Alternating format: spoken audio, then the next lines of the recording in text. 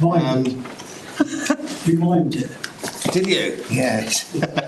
That's probably a bonus for everybody, really. Yeah. But anyway, back onto the positive notes, and they're all positive, really.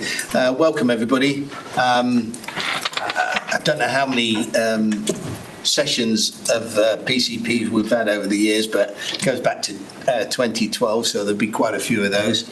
Welcome, obviously, to the panel as always, but also special welcome to the Commissioner's office staff, the Chief Constable, Chief Fire Officer, and really, and that included you, by the way, Jane, so don't worry about it. My favourite person, and get into that. Right, I better get straight into it then, the opening remarks, which is this room has cameras and picks up sound from the microphones in the ceiling. I believe some of the cameras aren't quite tracking on, so, but, you know, it's not the end of the world. So given this, I would like to remind members of a couple of things. Please continue to speak clearly and do not whisper. Please keep other sounds to a minimum. Whispering, shuffling of papers and typing loudly on your keyboard are sounds that may be picked up by the microphones. Please be conscious of what you have on your screens and laptops, etc. Although it's unlikely that they'll be picked up, it's still a possibility. And please also bear in mind that the ceiling microphones are sensitive and may pick up conversations in the room, including informal remarks. The last point is particularly important as the meeting is being recorded and live streamed on YouTube, and that's the case. Yeah, getting the nod. We're not expecting a fire drill this afternoon, which is the important bit. So if the alarm does sound, please follow the officers out of the building and gather in the cathedral grounds. The panel has identified a number of key lines of inquiry relating to the agenda items being discussed today. And I'll be asking those members who have previously identified a question to ask their questions first, and then any additional questions that the panel members may want to ask as a result of what they've seen or otherwise, then just make your intentions known to me. I'll try and pick it up and ask you at the appropriate time. Okay. Any questions before moving into the meeting itself? No. Are we ready to turn on? Good. Okay, so let's go straight into agenda item 1. And that's the membership apologies, substitutions, etc. So please note the membership of the panel, and we have received apologies from the following, which is Councillor Rickety, Councillor Stilts, Councillor Saffage, Councillor Terry and Councillor McCann. I believe that's all. Yes, it is. I don't think there were any other apologies being received that we have a record of. And can I note any declarations of interest, please? No declarations of interest. Okay. Thank you. So agenda item 2 is minutes of the June meeting. It's to approve and amend to the minutes of the meeting held on the 19th of June, in as such as Councillor Gregory is listed as being in attendance for the Uttlesford DC when the minutes were approved, but this was an error. The minutes have therefore been updated and presented for reapproval. I can take this by general assent, really, as say, subject to that modification. All agreed. Thank you. And then we have minutes of the July meeting to approve the minutes of the meeting held on the 22nd of July, which of course is our last meeting. I don't think there are any material changes been flagged up. So can I take it then that under general assent that I can sign the minutes off? Thank you. Okay, so from that then, the next item 3 is questions to the chairman from the members of the public. We have none. So I'll move straight into agenda item 4, which is the balanced appointment objective.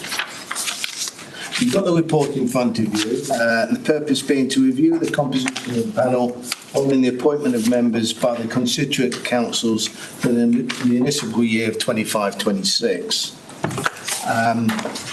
From the report, you'll see that there is a requirement in order to achieve the balanced appointment of 2 positions for Conservatives and 1 for Lib Dem.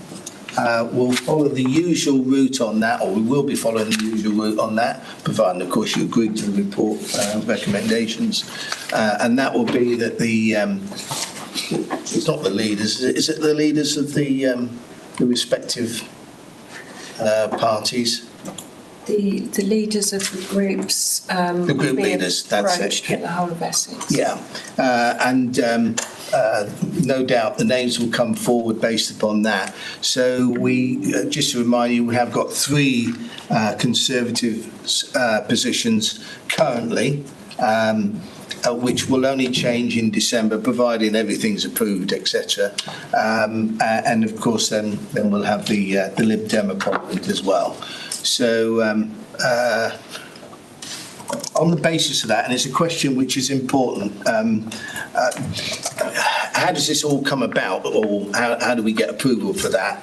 Some years ago, when we started the balanced appointment side of things, when we needed to enact the balanced appointment, should I say, we had to seek Home Office approval, and you should do on every occasion. But on the last occasion when we applied and we showed them the way that we do it, the Home Office said, you don't need to come back to us on that. If you follow that process, that's fine. Okay, so if there's a query on how that is all put together, Home Office have the say, and we've got the groundings really to continue on as we've done in the past. Okay, so are there any questions before I go into any questions on it at all? Please don't ask me how it's calculated, because there are people are much better placed to sort that out than myself. Okay, so the recommendations, are they agreed that we go for 2 Conservative and 1 position for the Lib Dems? Agreed. Okay, so for clarity then,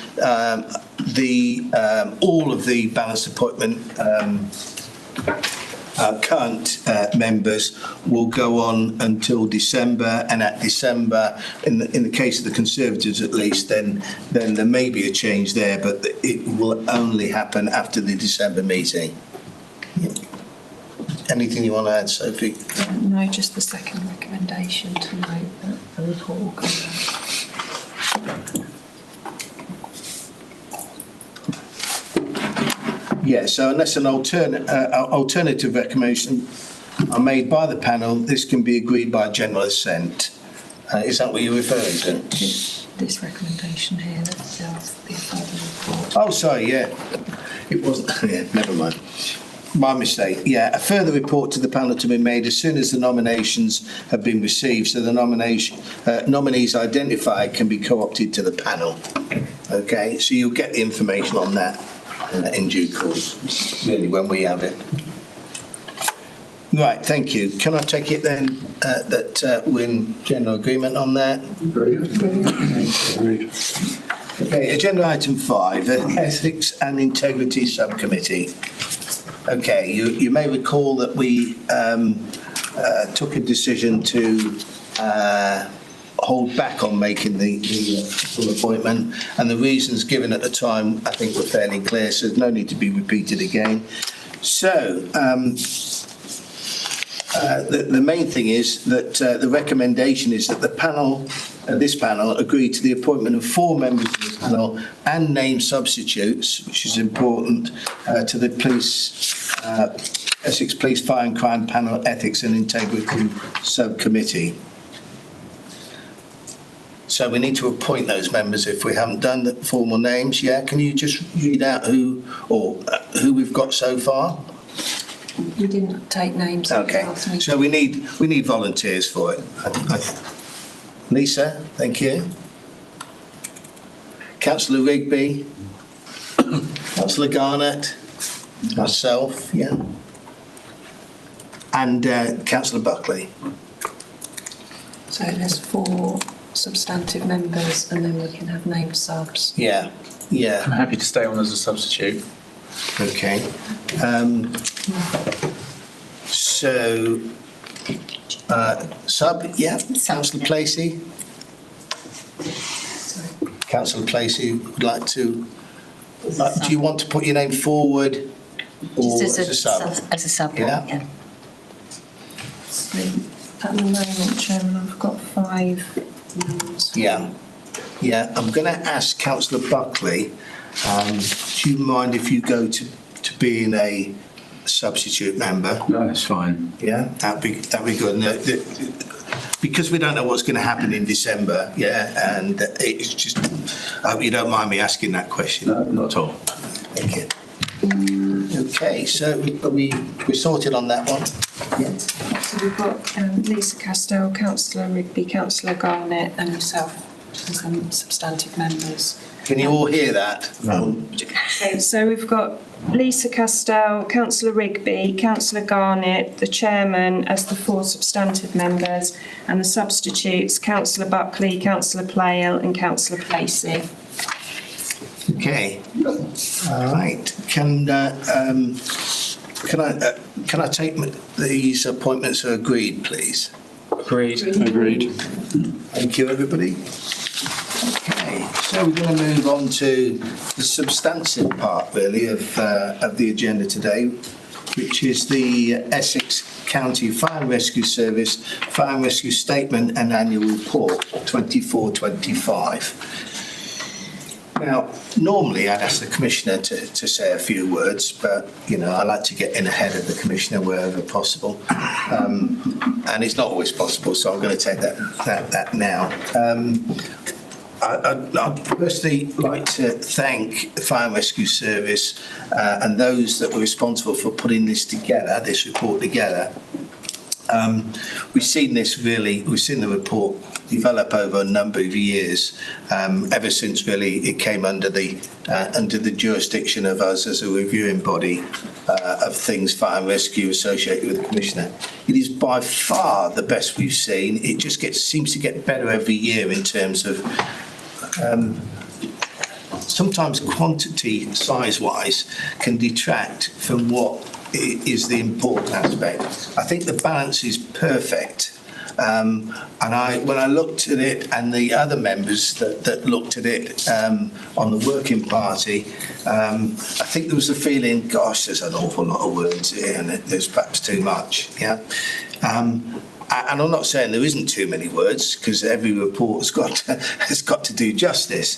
But the way it's been presented and the way it's been put together, I think is both readable, which is important, but covers the facts off. And in certain cases, any duplication is to show just how well the service has performed. So I think on behalf of the panel, even though we've still got questions, because of course a good report doesn't mean to say you haven't got queries and questions, but on behalf of the panel, I'd like to say, Chief Officer Hilton, please pass on our thanks for the hard work that's been done. And I, for one, was sceptical when I saw how much work was required to be done to get there. It does look good, so and very professional, and hits the mark. Thank you for that. Please pass that on. And on that, Commissioner, would you like to say a few words? Well, thank you very much, Chairman, and I'd echo that message to the Chief Fire Officer and to his team. I think it's been a very good piece of work done this year, and it reflects the very good work done by the service. This is, of course, a statutory requirement that we produce this statement, but I think it is a statutory requirement because it is part of our key accountability to you and to the public, and it's important that people understand what it is that the service has been doing over the last year. And I think we can say that it's been another successful year for Essex County Fire and Rescue Service. So the prevention work has really been effective. We've seen a further reduction in house fires. We have continued to invest not just in prevention but protection and response, more training and development, and indeed more equipment. 12 new fire appliances bought in the year, which is an important element, and improving our arrangements as well to protect firefighters from contaminants, which has been a known threat to firefighters over time, and improving that, I think, is an important element of being a good employer and making sure they have a good life. We have established a dedicated fire investigation team.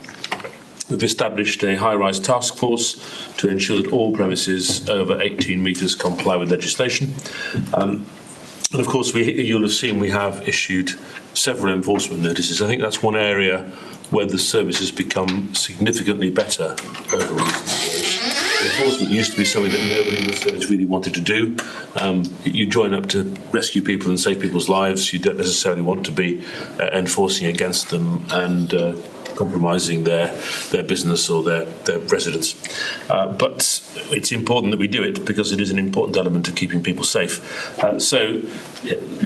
There have been a number of enforcement and even prohibition notices issued, and indeed 2 major high-rises decanted with the help of the local authority in that area to make those residents safe. Importantly as well, the report notes that 2 historic causes of concern raised by His Majesty's Inspector of the Constabulary and Fire and Rescue Service have been cleared. Those are the ones relating to organisational culture and protection work. Those are both issues that have taken a long number of years. They're not easy fixes, and I'm really pleased that we are able to document in this report that is done. And of course, we've also continued to refresh and renew the service. 116 new firefighters, 5 new control room operators, 50 new support staff, good diversity amongst that. We are, I think, managing to recruit broadly from across the communities in our county now. And on top of that, we have developed the new fire and rescue plan, which you've seen, took part in, and the new community risk management plan came out of that, which gives us the detailed operational plan of what we need to do over the next 4 years. So a lot of good work done, I think, and well documented in this report. And the public do seem to be aware of it. Perhaps they'll be even more aware of it if they read this, if we make some communication effort around it. But what we know from our public confidence survey is that 82% of those surveyed by the report that says that our service does a good job, which is really good to know. That doesn't mean to say we can rock back and not try and make any further progress. There is a lot to do. We certainly need to improve the way we deliver coverage and availability and make sure that we have the right number of fire appliances available and active at the busiest times of day, which are particularly from the late morning through to the late evening, really. There's a period of the day when we just need to make sure that we have got that availability. And of course, it is particularly challenging because that's the time of day when most of our potentially on-call firefighters are busy at work. So yeah, that still needs to be dealt with. Really importantly as well, we need to continue our prevention work and reduce the number of fires and other emergencies. This year has been a bit of a challenge. So far, I'm sure you're aware, the dry summer has led to a large number of wildfires across our county, even larger in the rest of the country. I'm sure you've been following the horrors in North Yorkshire in the news, where we've actually had towns, including Whitby, under threat of evacuation. Thankfully, it didn't actually come to that, and I believe, talking to the Deputy Mayor for Police and Fire in North Yorkshire yesterday, they are at the brink of declaring it's no longer a major incident, which is really good news. But that's been a big challenge for fire and rescue services over this summer.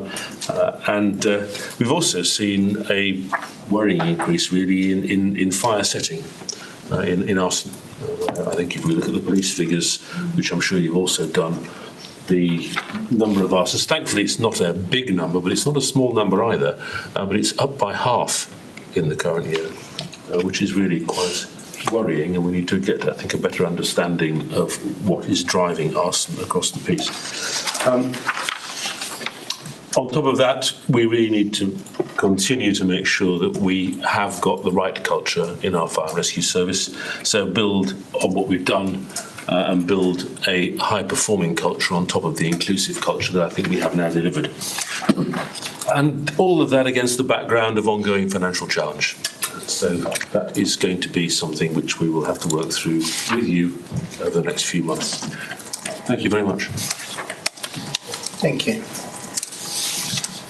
We've got some questions, of course, and this is the point at which we'll take the questions, as I said earlier, first, and then I'll be looking for anything else that members would like to raise. So please just attract my attention at the right time if you've got additional questions. I'm going to start out with a question from Councillor Placey, please. I believe it's page 33. Yeah, okay, it's just, page 33. I just wondered why is the statement about 2025 that you've quoted figures from 2021. And I can see it in the context, but for a current statement, why are we quoting figures from back then? It's a good question. The answer, I hope, is a good answer, which is those years 2021 and 21-22 are both the low and the high of the last 5 years. So they show you the best and the worst to give you the context of where we are in 24-25. Okay. Thank you. Councillor Plough, please. Thank you, Chairman.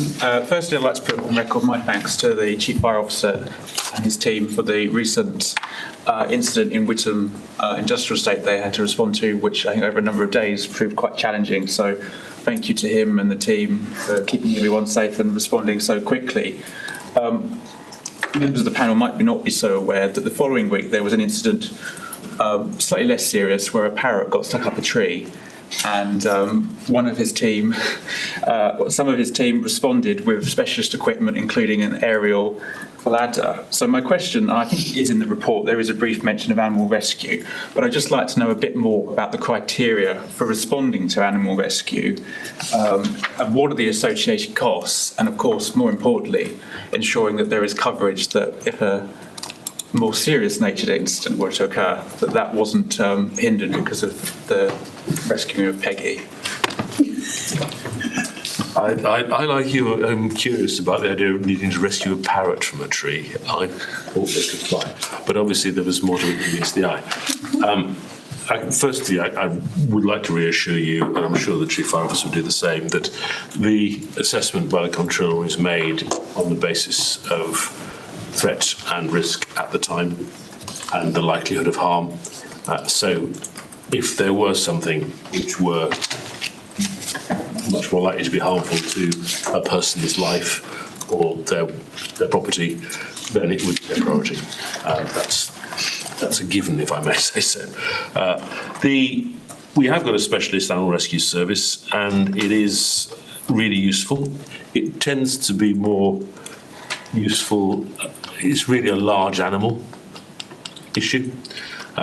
So we do get a number of horses which collapse or get stuck in a ditch and put their riders' lives at risk in the course of a year. And that's probably the biggest element of rescue where we use the large animal rescue facilities.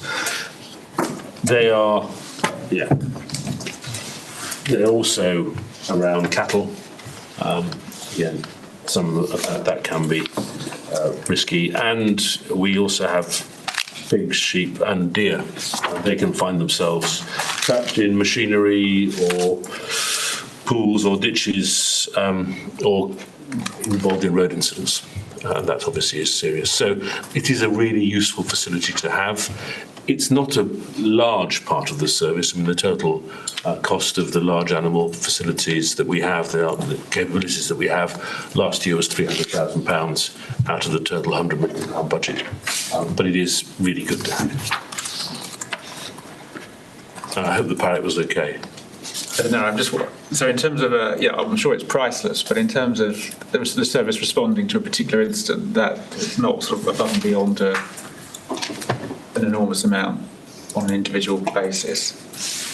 Sorry, I didn't really understand what you were getting at there, Councillor. Well, is it cost effective to respond to an incident of that nature? It with the parrot. I don't know the details. I can plead what plead when it's a really sensitive policing case. I can't comment on individual incidents, but I think that would be inappropriate. Do you know the answer? I don't. I mean, without looking at the particular case, I don't, Councillor, but I take the point you raised. As the Commissioner said, there is something that our crews will assess it, our control staff will assess it. We also need to bear in mind the risk to the public if we don't attend.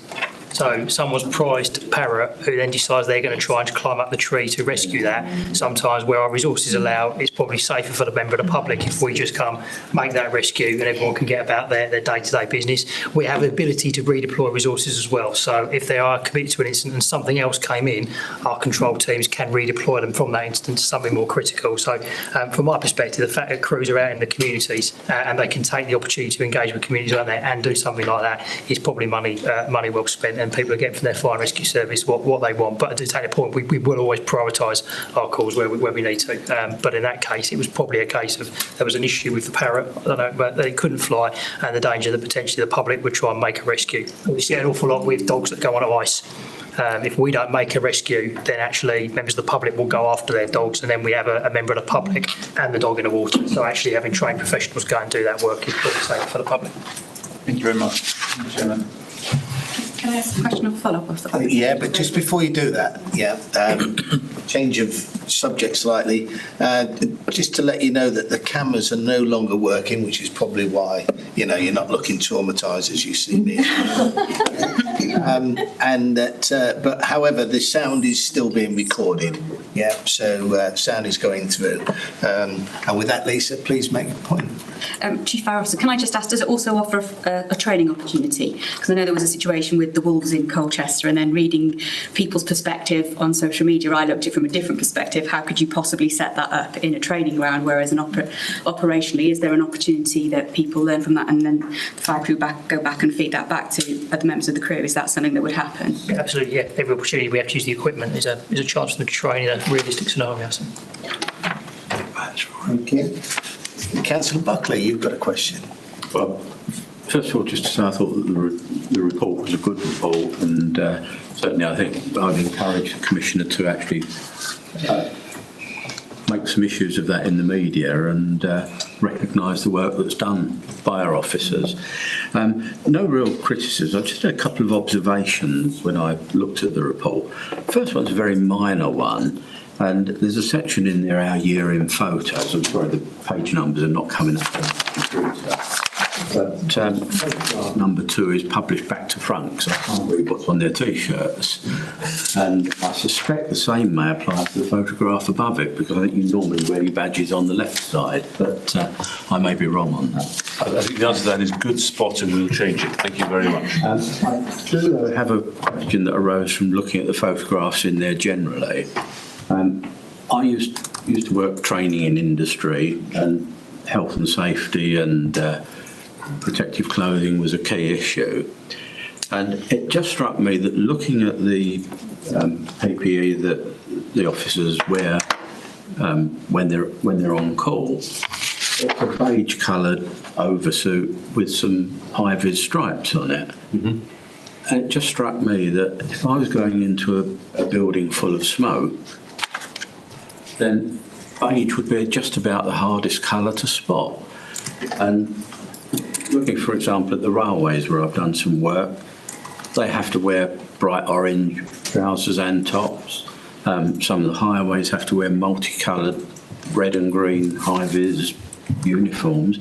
So my question to the Chief Fire Officer really is, why is it beige? Why is it not predominantly green or orange or whatever other colour is most reflective? So I think the questions have to be to me, really, don't they? Yes. I'm sure you could ask the Chief Fire Officer. I might even be able to answer it myself. It's an interesting point, but my understanding is that the materials they're made out of it's really important that they be fire resistant in a very robust way. And the operational uniform that we have, having viewed various alternatives, I mean, the two basic colours are either the beige that we have or dark navy blue colour, and it seems to be that the beige actually is more visible than the navy blue. That they conform to the required standard for protective clothing for firefighting, and there are circumstances, but not those in a burning building situation, where we would want firefighters and rescue officers to wear higher vis, definitely on road traffic collisions. And they have got additional over jackets they can put on, which are the sort of high vis that you're talking about for the railways. Of course, for the railways, it is because someone else needs to see them as they are heading down the track. If they're working on the points, there needs to be a loud blast on the hooter, on the horn. But those are the basic situations. It can also be worn. They can wear the high vis stuff for things like wildfires, where again, seeing at distance where somebody is can be really, really important. But what you saw in terms of the beige with the high vis stripes is what's been proven to be the safest for actual firefighting. Okay, thanks very much. Yeah. The next question is actually for myself. I'm not perfect, you probably realise that.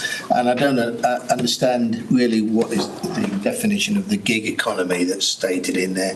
Who falls into that one? Presumably not me. Well, that depends how you work. To give you what's Chairman.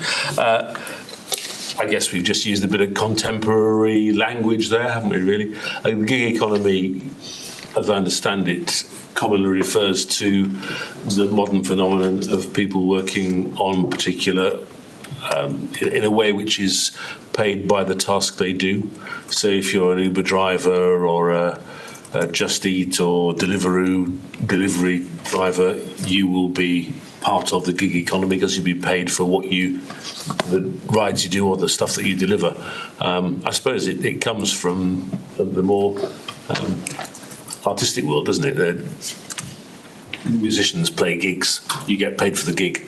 That's it. Right. Not sure whether more confused or not really, but as opposed to having a salary. I'm happy to be out on a limb here. So, what do other people think about the use of that in the report? Panel members, this is obviously no issues. Understand it? Everybody happy? Yeah. If you're happy, I'm happy to be happy. Harlow's happy. Harlow's happy. Well, there you go. That's good enough for me. Harlow's happy. I'm sure it's regularly used on TikTok. Yeah, it's just definition of it, really. Right, moving swiftly on because I've got another question, and actually I think you've probably answered this one, which is on page 36. The statement is we've also cleared 2 causes of concern from His Majesty's Inspector of Fire and Rescue.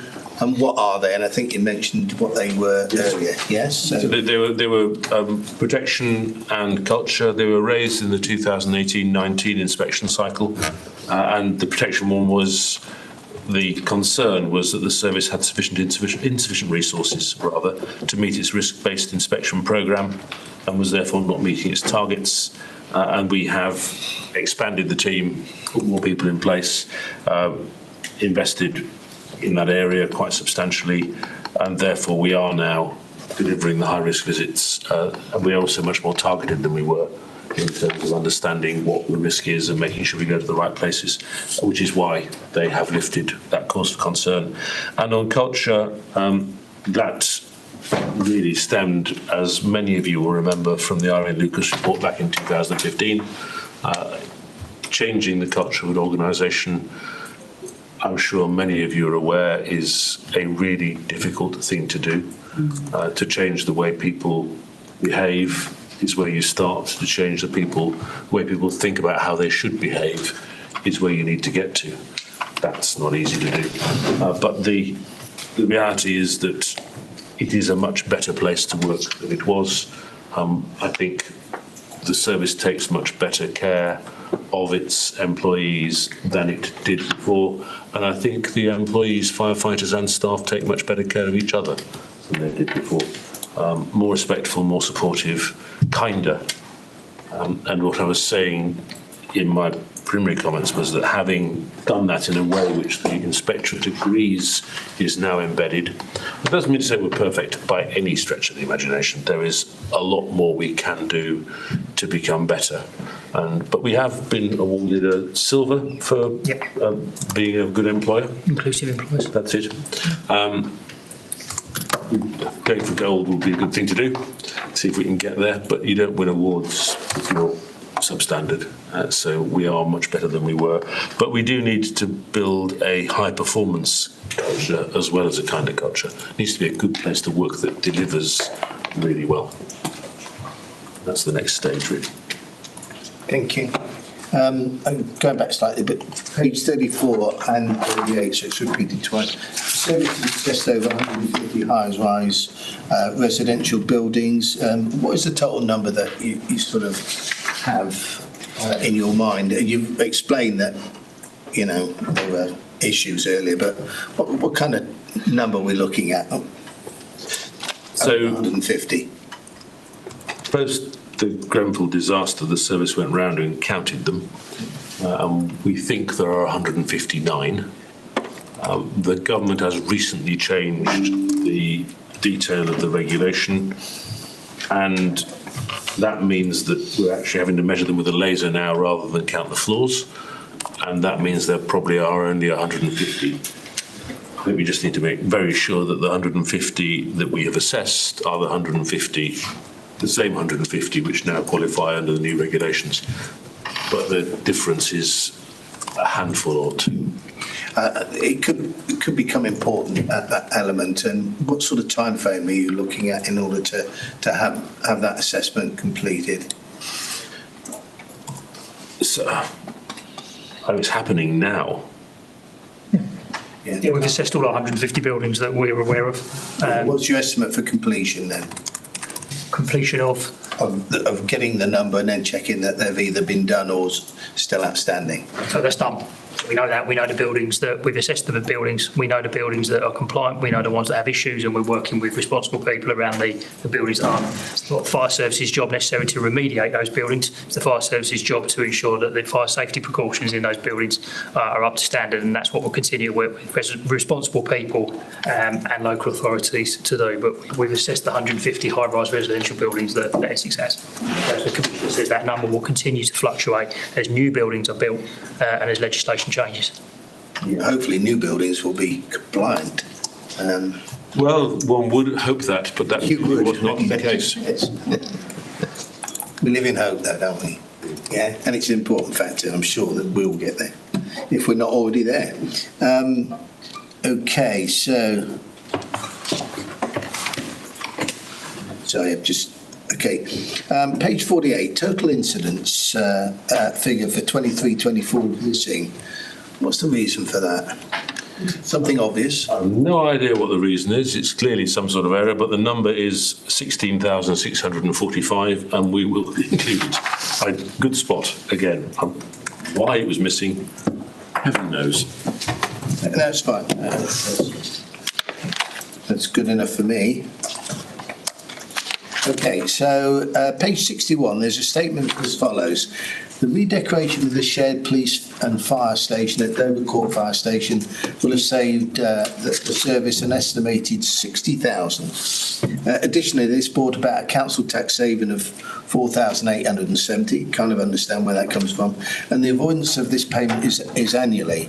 How has this saving been achieved? It's we could redecorate everything and make these sort of savings. It sounds that way, and it's obviously not. So what's the fundamentals? Yeah, I guess fundamentally here, this is from the perspective of the fire and rescue service. If I take half a step back and look at it from the point of view of the police, fire and crime commissioner, it's kind of only a smaller saving. It's only the council tax saving. If I take a bigger step back and look at it from the perspective of local government in Essex, it's not really a saving at all, because it's a council tax payment from the fire and rescue service to Tenerife District Council, which will no longer be made. So it's roundabouts and swings. But what actually happened was the redecoration of the facility at Dover Court was paid for by the police. Thank you very much, Chief Constable. And because the former station manager's house is no longer classified as residential because it's been knocked down and redeveloped as a police station, it is no longer subject to council tax. So from the perspective of Essex County Fire and Rescue Service, it is the avoidance of a necessary maintenance cost and the cessation of a regular payment of council tax. Yes, it's more modification of use that's led to the savings as opposed to redecoration, which kind of... The redecoration didn't lead to the savings. The redecoration was the necessary refurbishment that was needed to be done, that was going to cost money, and the police paid for it instead.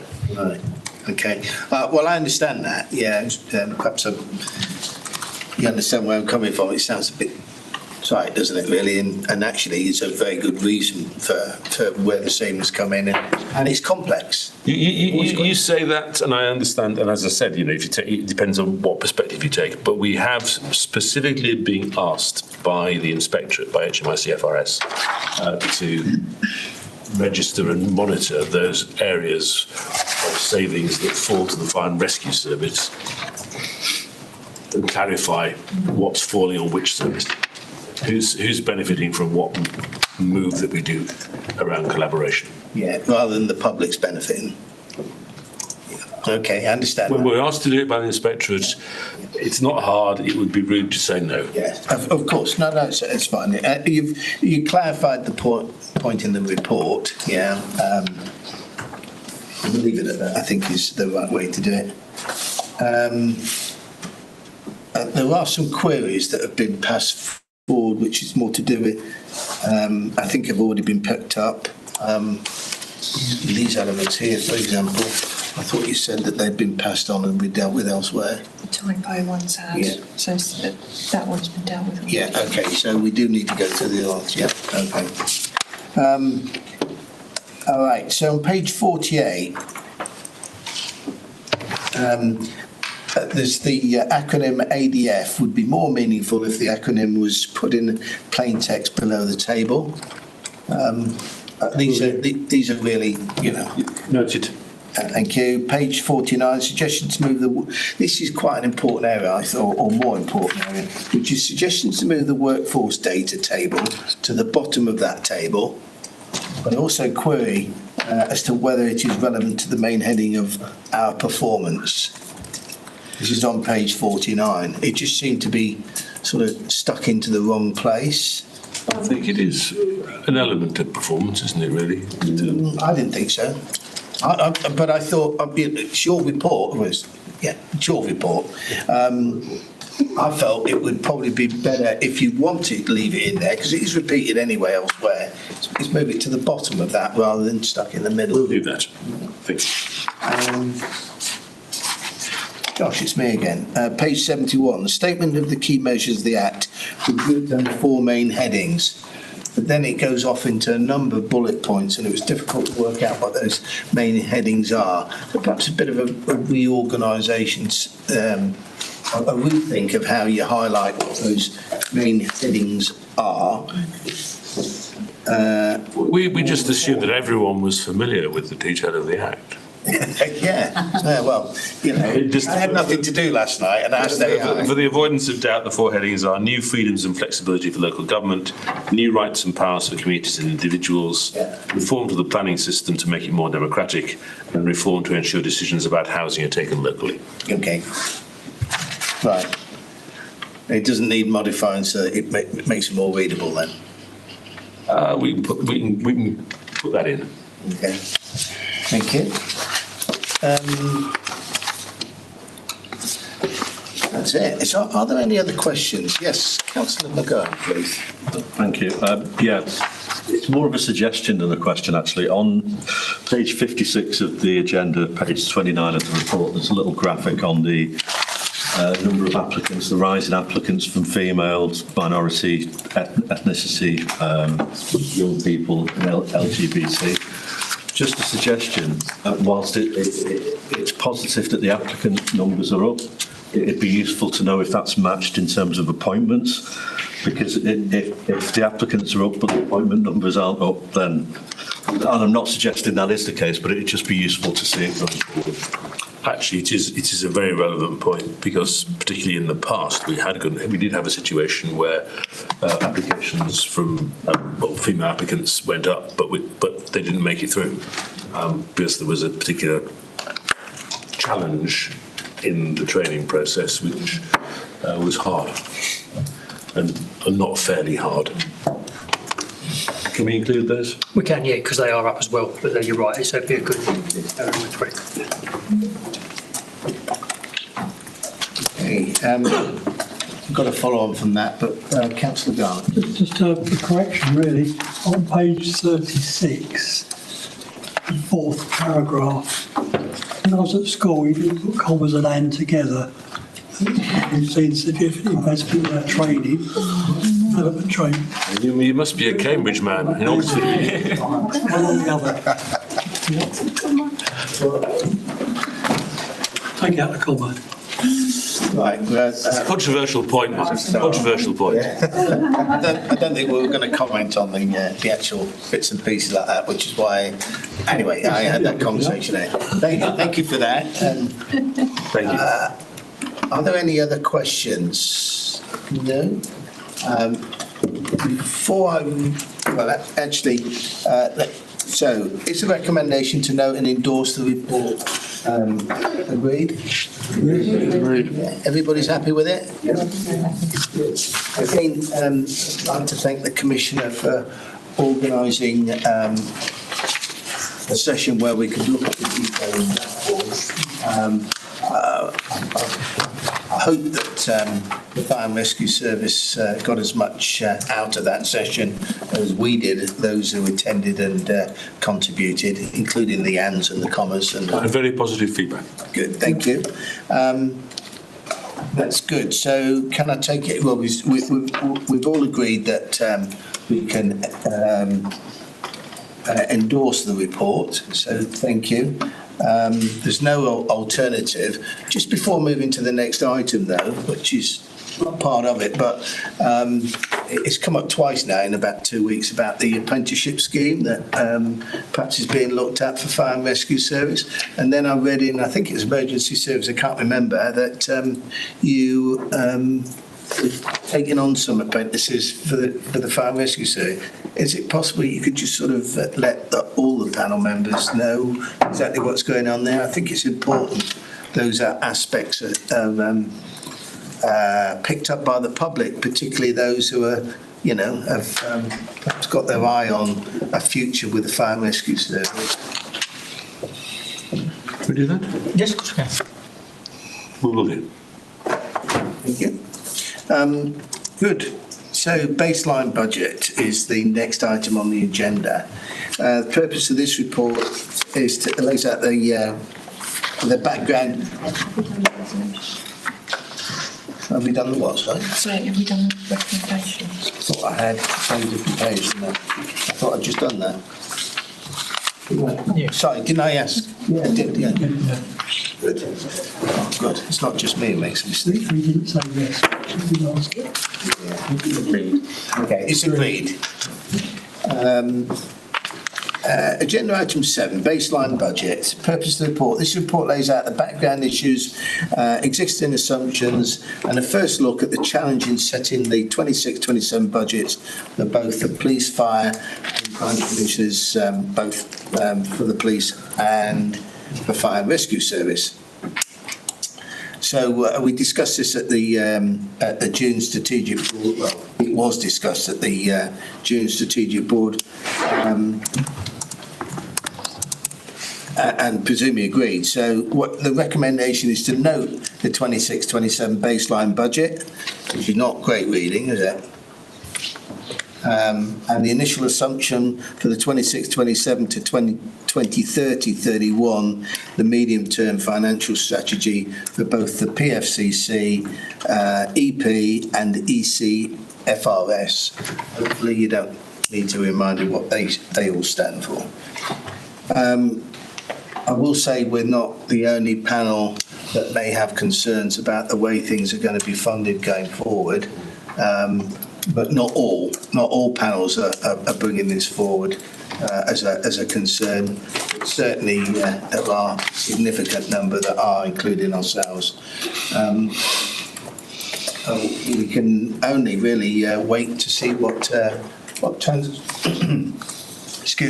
what moves forward and what transpires. Okay, is there a recommendation to note the report? Is that agreed, please? Agreed. Thank you. I hope things improve, by the way. Make any comments? I'm happy to say a few words. Yeah, I think it would be very timely. Thanks. So just in terms of the process, really, so those of you who've been with us for a while and gone through this before, this is the baseline, where we know we are, the facts as we have them right now. From here, we'll go through a process which I think the next stage really is, what do we see as a need for further investment? What are the budget bids where we see the need for further improvement? Where we think we can do more, where we think we can be better. Is there an investor save? Is there just a real need to invest because there is something new happening out there that we need to deal with? Are there things that we've been doing that we need to do differently? Is that going to cost us money as well? That will be something that we will discuss with the budget working group as we go forward. I think this year, the gaps as laid out to you now are already challenging enough to mean that anything that we want to do is going to be looked at very critically. A real challenge to find capacity to make any investment in the future from where we are right now. And you will be aware that as a result of last year's settlement, we put some major capital projects on hold, not because we can't borrow. We can borrow the money, but if you borrow the money, we have to pay the interest, we have to pay the minimum revenue provision, which is the SIPFA way of charging interest and depreciation together. And that, if we do too much of it, is a constraint on our ability to deliver frontline services, because we end up paying interest and depreciation, which prevents us from being able to pay firefighters or police officers or staff. So we had to put some major projects on hold. The ambition to have a joint fleet workshop, which would be an improvement over time and deliver efficiencies in sort of the 5 to 10 year time frame, is not something that we are going to be able to do. And I think, having seen what came out of the spending review, I just don't see that we're going to be able to address that anytime soon. The spending review for policing did talk about a total of 2.3 billion increase in spending on policing over the 3-year period of the spending review, which sounds like a lot of money, but when you take it on a 19 billion budget, it's not a huge amount of money. It's actually an increase of 2.3% on top of the government's estimate of core inflation, but that's only estimated at 1.9%. And as you know, inflation is actually currently running at 3.5%. So there isn't anything in it, really. And when you then add in the police pay settlement, which in the current year was 4.2, so that will have to be paid for next year. We expect as well that police staff will be something very similar to that. Then I think you can see that actually the increase in costs, 80% of costs are staff. The increase in costs is going to be more than the increase in funding, unless we can get more of that 2.3 billion front-loaded, which is where we are currently lobbying at the moment. So instead of 200 million of it goes to central policing, counter-terrorism, etc., the 2.1 over 3 years would be 700, 700, 700, if you divided it equally, because we want to see more investment in neighbourhood policing, because we want to fulfil the government's neighbourhood policing guarantee as they laid out in our manifesto. It's bang in line with our police and crime plan. It's what we want to do. We are advocating, along with other police services across the country, had a conversation with the MPCC yesterday about exactly this, National Police Chiefs Council, we are advocating that they bring 200 million forward. So instead of 777, it's 900, 700, 500, in which case we will be more able to deliver what we need to deliver. But even then, it's going to involve a substantial level of savings from Essex Police, even if we win that argument. Because as you well know, those of you who've been with us for a while will well know, we are disadvantaged by the police funding formula. Any increase in national funding, we effectively get shortchanged by 10% because of the way the funding formula works. Essex is regarded as the wealthy southeast. We get no accommodation for being the industrial southeast, which is what of course we are, as we all well know. We are a core element of economic growth in this country. That is going to be an ongoing challenge. I know that the Chief Constable and his team are working hard right now to find where we can deliver efficiencies, productivity gains, and indeed cash savings. And that will be necessary.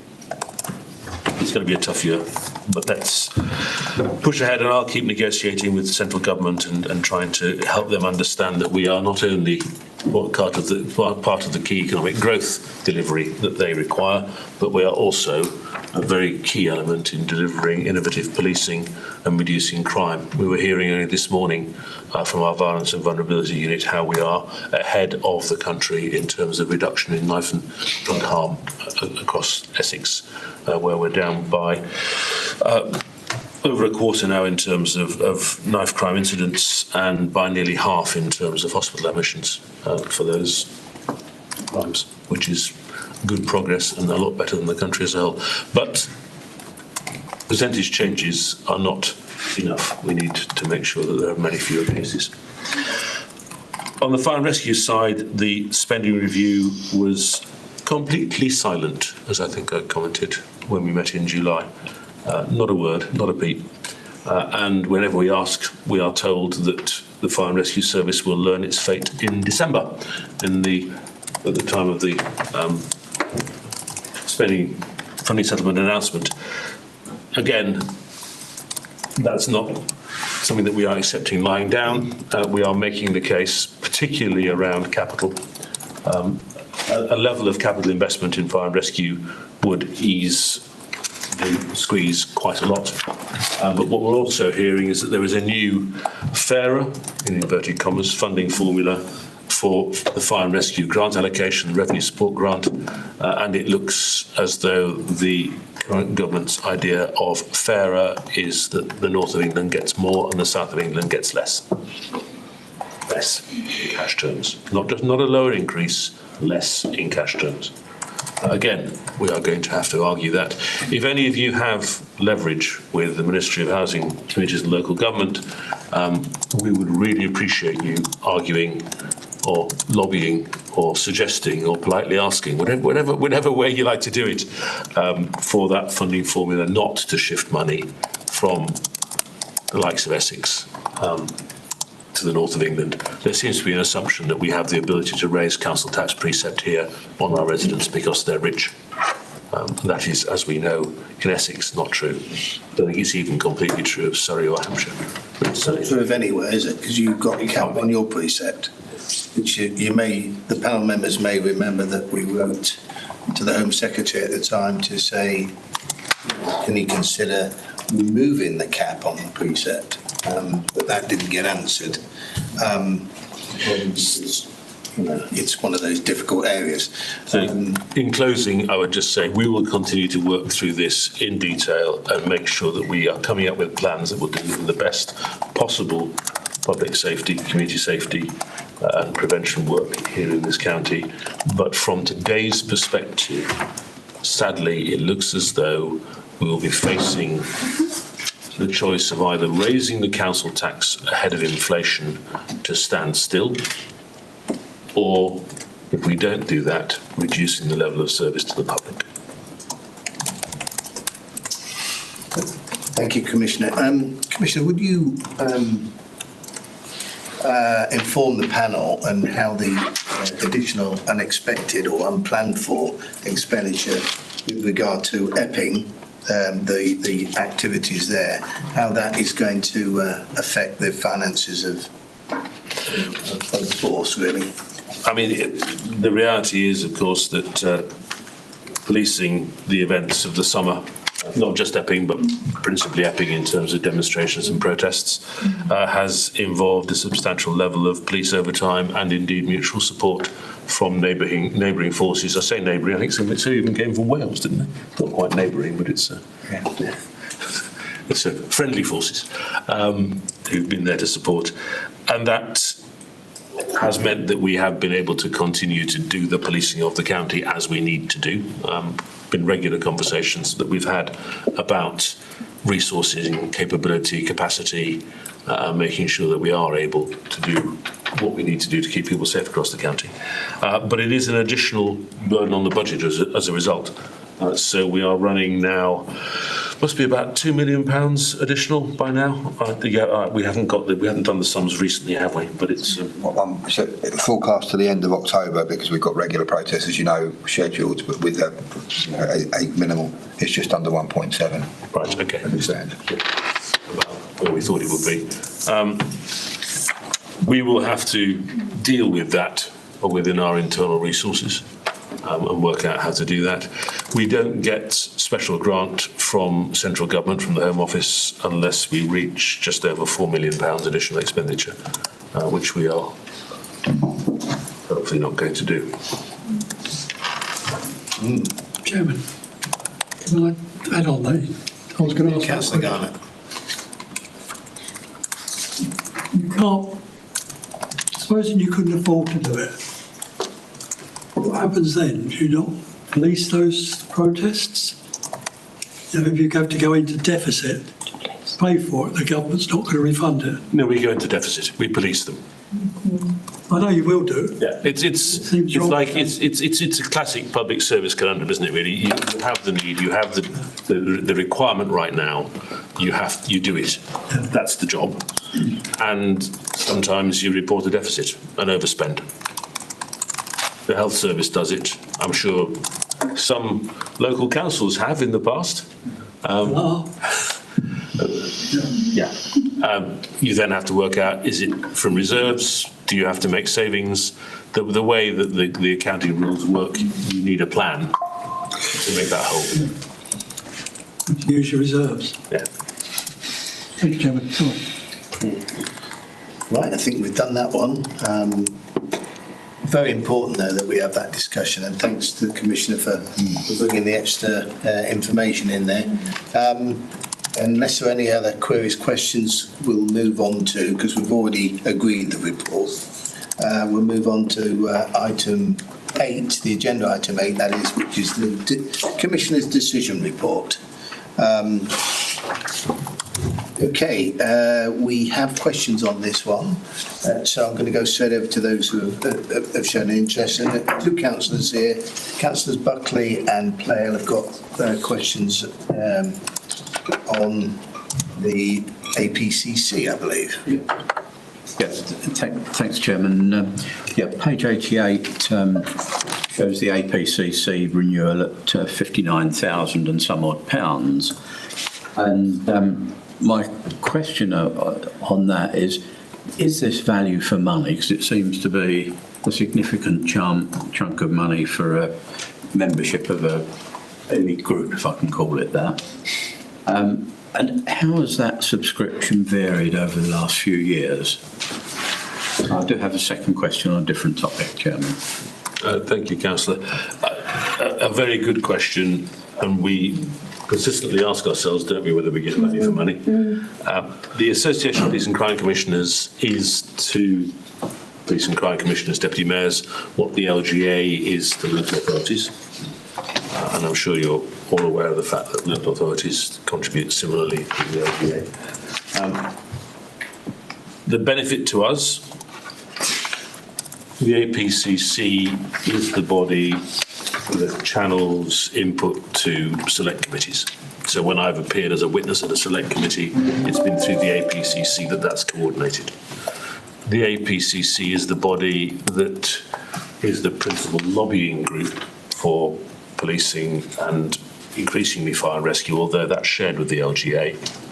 So our chair, our vice chairs meet regularly with the Home Secretary, with the policing minister, with the fire and rescue minister. I, as the national lead, joint national lead for finance with Joy Allen, meet regularly, fortnightly, with officials from the Home Office. I meet with the Home Secretary, I meet with the policing minister, I meet with Treasury ministers to lobby, to do the stuff we were just talking about. You know, it has helped. My access isn't quite as good as it used to be. I remember buttonholing Boris in number 10 and pressing a couple of pieces of paper into his hand and saying we need more police officers, and that was what got the ball rolling on the police uplift programme and got us 450 extra cops in Essex. That was different then. Joy Allen is now the person who has that sort of access. I'm much more formal in the way that I end up talking to ministers. It's in a meeting room with minutes, but that's fine as well. It's an important part of what we need to do. I wouldn't want to be without the APCC, because we wouldn't have those channels of access if we didn't have it. But certainly the government wants to have an APCC and likes to have that level of contact. It's also the body through which we provide oversight of national policing bodies. So the APCC nominates people onto the board of the College of Policing. We have a relationship with the National Crime Agency. We have a relationship with Fire and Rescue Governance. Again, I am nationally a Conservative member of the National Joint Council for Terms and Conditions for the Fire and Rescue Service. I'm part of those negotiations on behalf of the services nationally, not just on behalf of Essex, but of course it is a strong voice for Essex to be able to be part of that.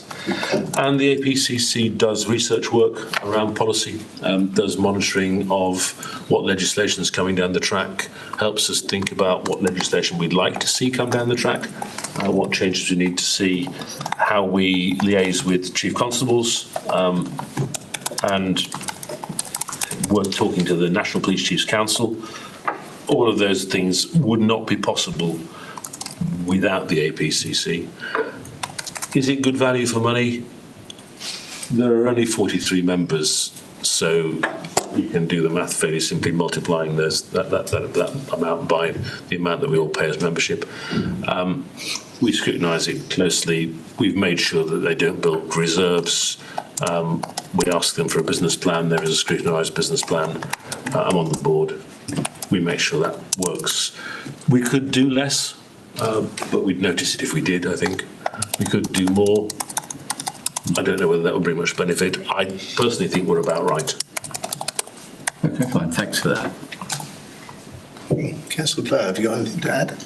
I think the only follow-up I would ask is just a point of clarification. We as members pay a set fee. It doesn't vary between these different sizes of these force areas at all. There's been a discussion about that in the past. Lincolnshire, being small, has asked for a discount, but I think we've said no, haven't we? Did we give them a discount? I can't remember. We may have given a couple. We may have given a couple of the smaller ones a discount, but basically it's a set fee. Okay, all right. Thank you. Okay. If any questions on that point, we'll move on to the next question, really, which is Councillor Buckley. Yeah, thanks, Chairman.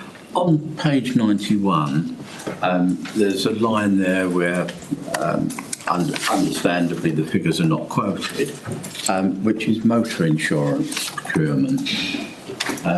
Having had the misfortune to pay my wife's car insurance last week, it's gone up dramatically, but using one of the many search engines, I actually managed to get it to £200 less than she was quoted. So my question really is not about the sum that you're paying, but what's the route you're using for procurement of that motor insurance? So procurement's undertaken jointly for a group of forces through the South East and Eastern Region Police Insurance Consortium, called SERPIC for short. It should have been Serpico, shouldn't it? It would have been better. But it is SERPIC. And that's 10 forces, including us. We do benefit from economies of scale. It is a really difficult market. We used to pay a hefty premium to be insured and then end up paying an awful lot of money ourselves to repair vehicles that got damaged. And we were almost paying twice. What we did was we increased the excess. So the excess now is £1 million a claim. So we basically pay for it ourselves because it's not. These vehicles do stuff. Yeah, this isn't the way your wife drives, which I'm sure is very good. I'm sure it's very sedate and very proper. These vehicles can be used in tactical stops. I mean, they are going to get damaged. So the bit we insure really is the public liability insurance, the injury insurance, not the vehicle.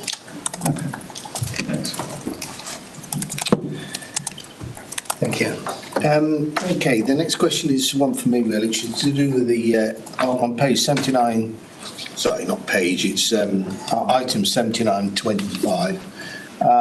It's to do with the CED, or the Conducted Energy Device Taser 10. And the words within that refer to a premium plan, a 5-year premium plan. I'm sorry, I'm not able to pull it up exactly, but it's got a forecast value of 4.1 million and change. That's enough anyway. What does this premium plan provide exactly? We're not talking about the same thing at all, are we? So this is Taser. It's conducted energy device is great, isn't it? That's what we're supposed to call them, but there's only one on the market. It's Taser, so we may as well talk about Tasers. And we avoided them. They're not cheap, and we need them, and they are amazingly effective and pretty safe. Very safe compared with firearms, but they are a way of restraining somebody. They have an impact. So I thought they were quite reasonable price actually. From memory, it was about 6,000 per device, but which I don't think was too much really. But that was the question. We think they're value for money, but your question basically is, what's the premium plan and why are we buying the premium plan rather than the standard plan, if I understood you correctly? What does the premium plan do? Not why, but what does it do? And we looked at it and we decided this was the best value for money for us to get the most effective capability into our officers' hands and allow them to do what they need to do. What the premium plan provides is both the device and the support of the device. It's 275 as part of the framework bundle. There's a 5-year warranty on all the devices. We get, therefore, the best operational resilience we can. It includes a supply of consumables and equipment, so cartridges and batteries, and it allows us to basically have a trained workforce doing what we need to do. And the plan spreads the cost over the 5 years, so we got good planning certainty, which is worth having as well. But more importantly than the certainty of what we're paying is the certainty of provision. Yeah, and did I hear you correctly? It includes also training, or is that still done purely by Essex police officers? Yeah, no, we do. So yeah, all the training's done by us, all the staff, and there's two things going on at the moment because we change over from one device to another because the one we've got, and if the panel's concerned about value for money and the commissioner's held us to account on this one, we've extended the life of the current device, the X2, to beyond its warranty. Some of those things, so they're now going out of warranty. They're still functional, they're still safe. So we've got to change over so that and we do the training. We've had to extend the size of the training team because you've got to train two at the same time. So we've got to maintain the rigorous training for those who are still using the existing device, while we roll out the new device and train that separately as well. So it does. We do the training. It's my staff, my training team, and they re-accredit every year. So we provide that. So would it be correct to say that you're buying new devices? Fair enough, we understand why. But the premium of 4+ million is, if you like, an end-to-end contract scope of supply, not including training, because that's already done elsewhere. That's right. And including an extended warranty for what, the existing as well as the new, or? No, the existing are out of warranty. We've extended that as far as we possibly can. Okay. Any questions that anybody else wants to ask on this particular one? If not, I think we need to move to the fire rescue decisions. Sorry. Sorry, I beg your pardon. Councillor Webb, please. Thank you, Chairman. Thank you, Roger. Just a quick question, if I may, in terms of the funding that you give to the National Mental Health Crisis Line for policing. Given the amount of money that's in this report that's been spent elsewhere, I was slightly shocked at the amount that's given, which is in line with the small community grant of about £4,000. I guess I was slightly shocked that that figure is so low, given the importance of looking after individuals' mental health. Just wondering why that figure is there. Glad it's there, but wish it could be slightly higher, perhaps. Thank you. It's a good point. I think the point I would make is that that's the contribution to a central coordination element. The amount we spend on supporting officers' mental health is through our occupational health and trauma support services, which is much, much more than that. I don't have those figures to mind, but it's much, much more than that. Questions? We'll move on to the fire and rescue decisions then, if we could. Only one of those down at the moment, but feel free to come in afterwards. Under 3525, that's the number, 3525, it's the Firelink contract renewal. Today in the ESN, and those who've been around a while on the panel will know that ESN comes up probably once a year, if not, well, I think once a year is more than enough. Not everybody on the panel knew what ESN was about and what we are, where we are. Yeah, the new members were spared the agony of this, and I'm about to end that now. Well, perhaps not. Perhaps not. Yeah. So it seems to me that this once was failing contract, which we lost sight of whether it's actually producing anything now. It's under fire and rescue, but ESN actually affects all the emergency services, so it goes on to the police as well as the fire and rescue. My question is this, that with the current cap on Motorola revenues, which has got to be good compared to how it used to be. Motorola, by the way, the suppliers, the preferred suppliers for the ESN, but surprise, surprise, they're also the suppliers of the Airwave, which is creaking and has been creaking, it seems, for many years, which is why ESN was put in. But Motorola could charge what they like for the handsets that you can no longer get. Well, obviously you can in some way, Commissioner, can you now? Can you get the Airwaves? We can get Airwaves. Yeah, you still get them? Yeah, at one time they were running out, weren't they? Yes. But anyway, so... They couldn't allow them to run out because the service couldn't be turned off. So. Well, couldn't be turned off. Yeah, but as long as it's functioning at the moment. But what are the potential financial and operational issues for Essex Fire and Rescue, please? So, I mean, try and say a few words and then you can come in and add a little if you like, Chief Fire Officer. So, there is some progress around the emergency services network or the emergency services mobile communications programme, which is the longer version of the same thing.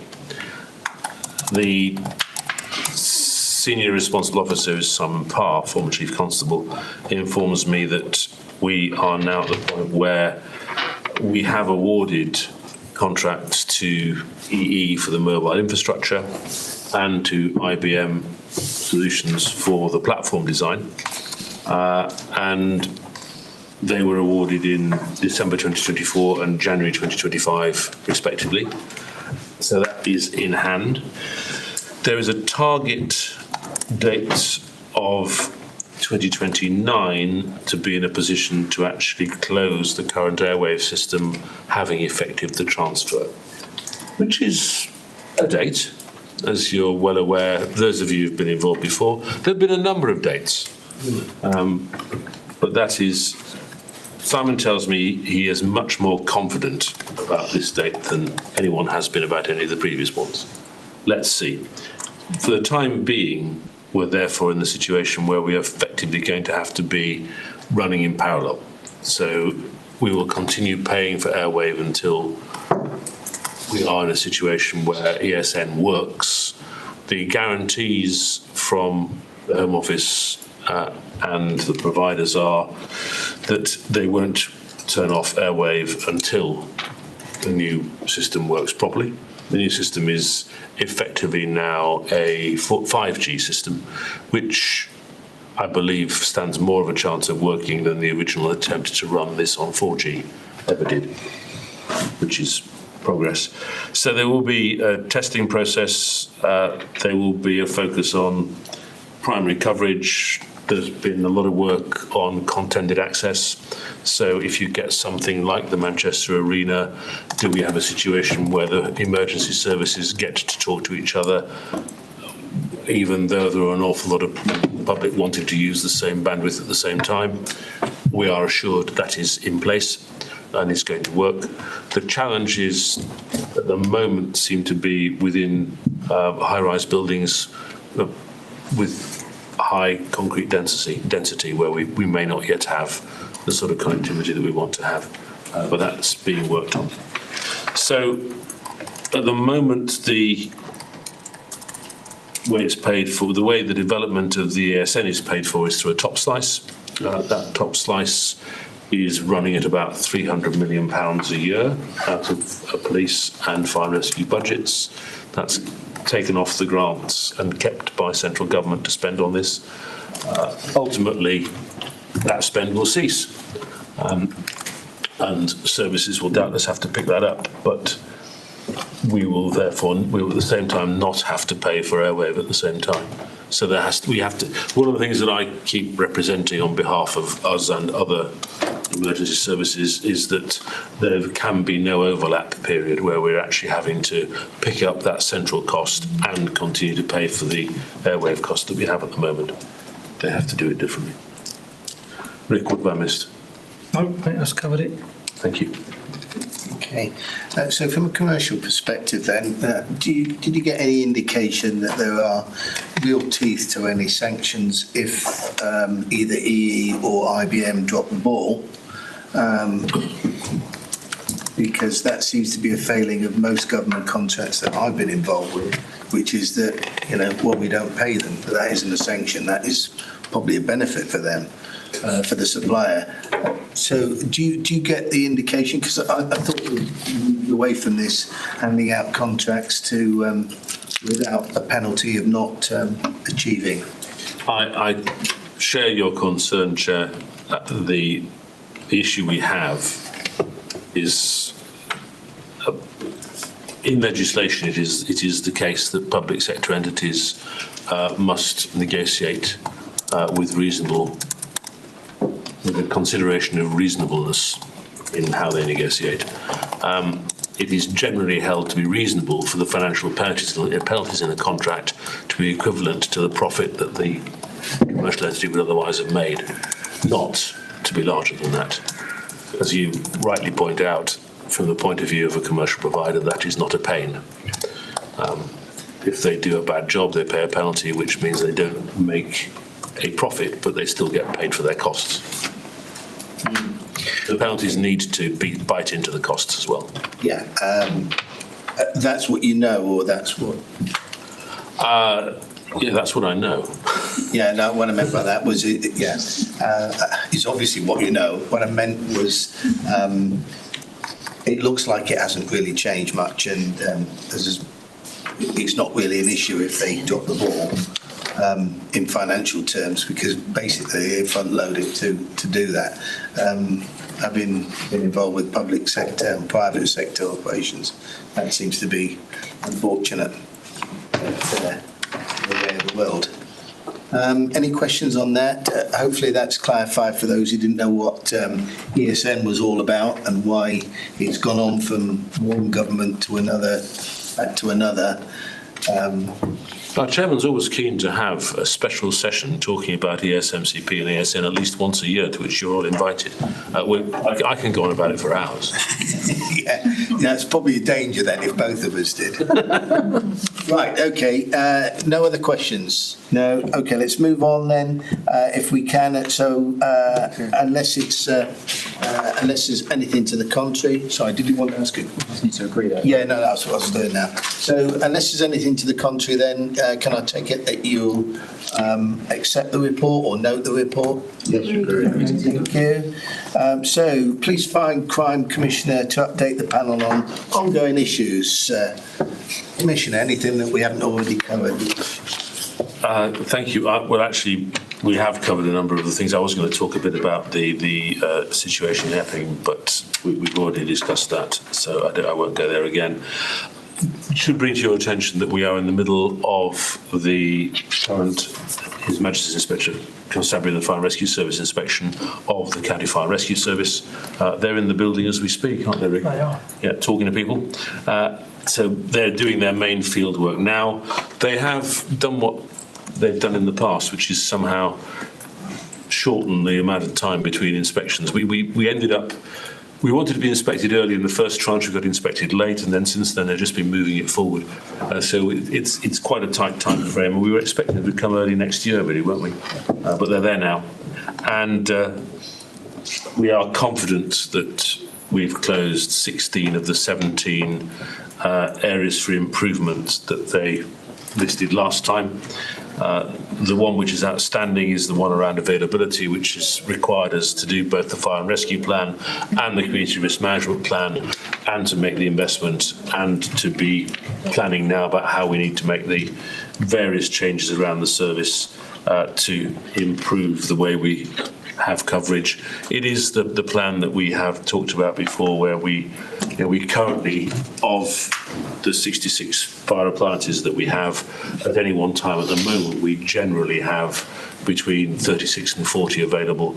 We need to be making sure that is actually 40 pretty much all the time, because that way we have the cover that we need. Given that was an issue they raised last time and we haven't quite got there, we have to tell them, we have to be straightforward and say that is outstanding, but we have done a huge amount of work around it, and we have been explaining that to them. So let's see where they go with that one. But look forward to having their report concluded, and we expect the report to be published in the spring, March, April time. We're certain yet, but yeah, around that time I would anticipate. We talked there. Okay. And then. We talked about the decision reports just now, but just to flag that we have now made allocations from our local Safer Streets Fund. You should be seeing that get traction in your areas. I'm really pleased that this year we've actually also had a successful bid from Uttlesford, which is for the first time. Well done. Thank you, Councillor Sutton. Uttlesford is a lovely part of the county and has relatively low crime, but even Uttlesford isn't perfect. No. And we don't want to be forgotten. No. So it is really good that we've managed to find somewhere where we can improve community safety in your area as well. That means that we have awarded a Safer Streets Fund programme now to every area of the county, which is, I think, healthy. And then other items, we had a passing out parade for Essex Police earlier this month. 69 new officers took their oaths of attestation, which is really good.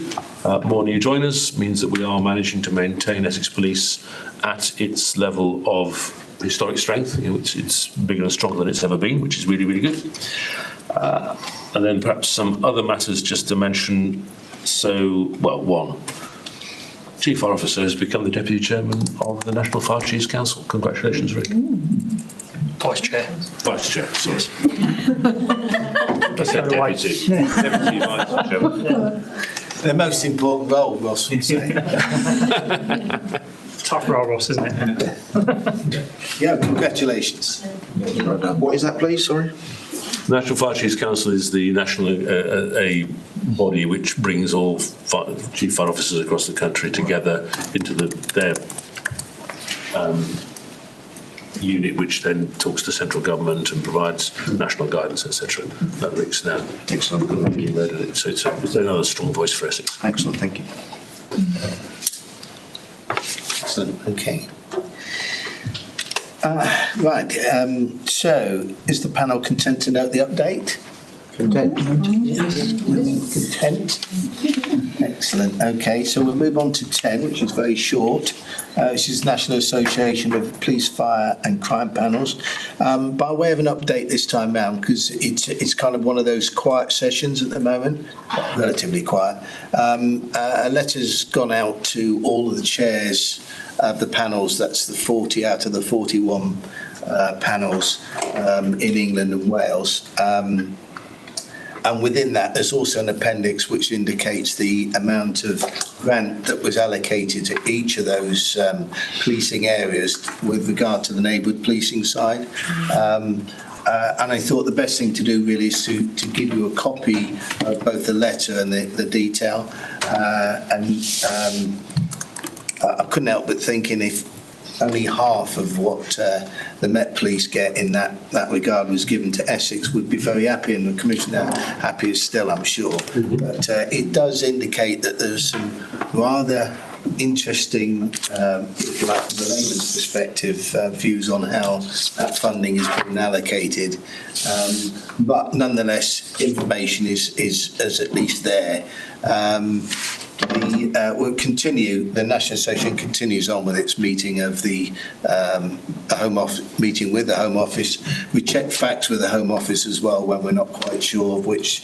A number of the panels came back to me as chair with queries relevant to things like the funding and other aspects. Yeah. So the association itself is certainly very active, but not necessarily in terms of responding to the usual consultancy documents.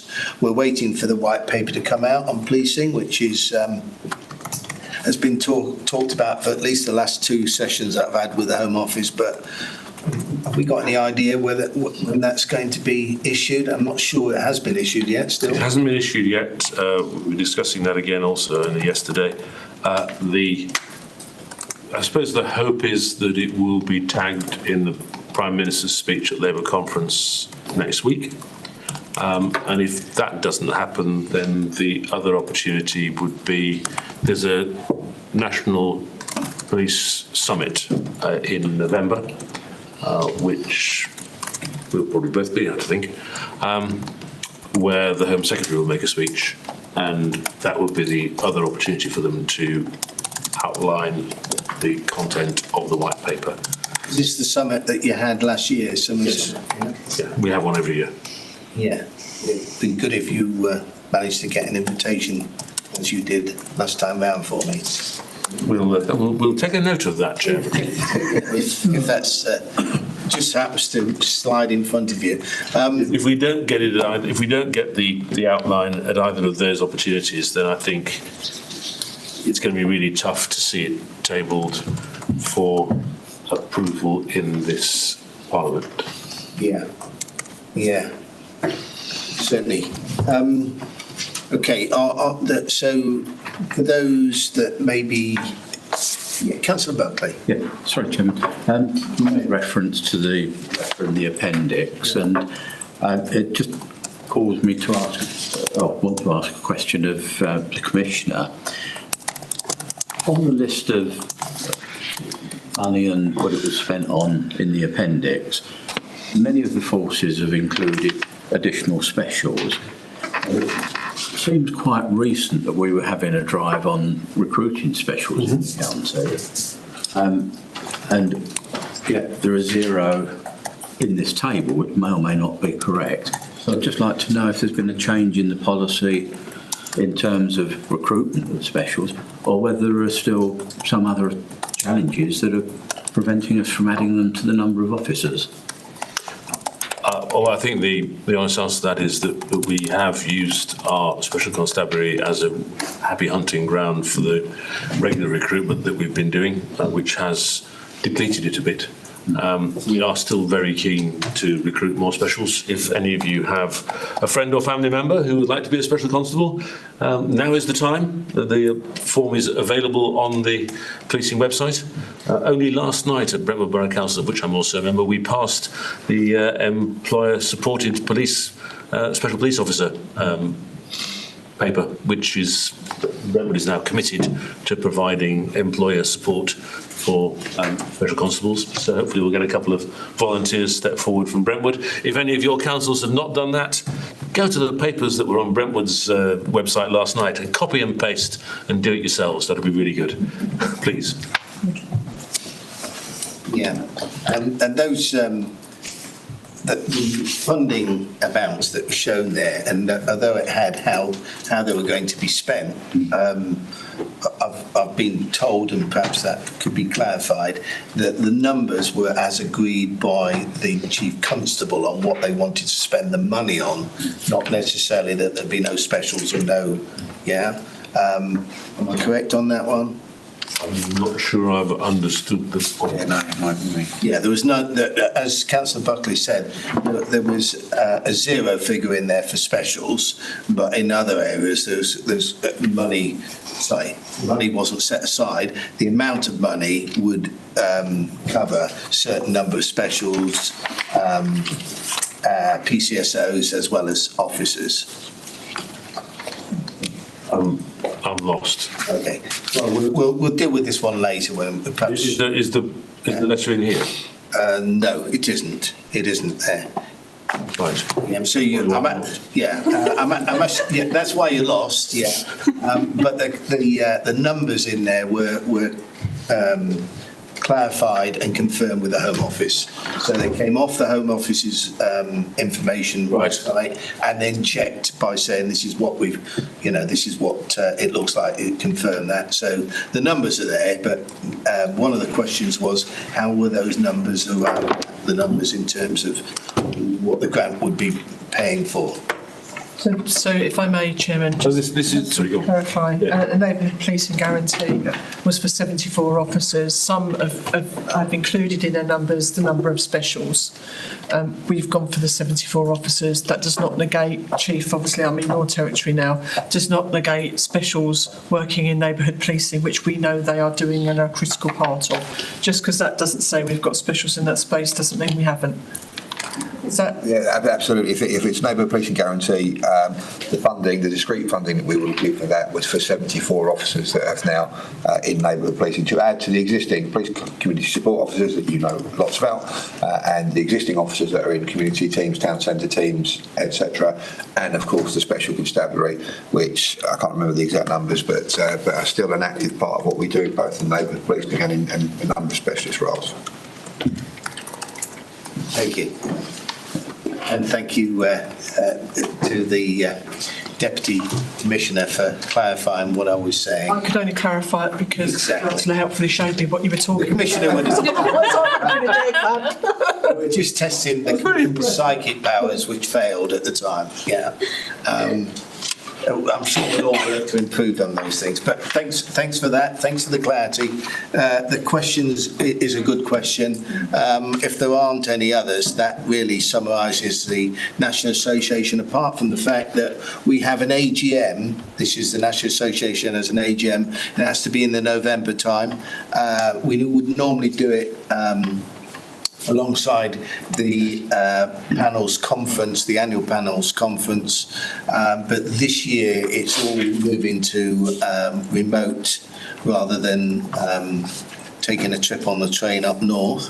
It was always a pleasure, but anyway, this year it isn't, so Warwick will have to lose us this year, but the AGM will still take place and it'll be an online activity.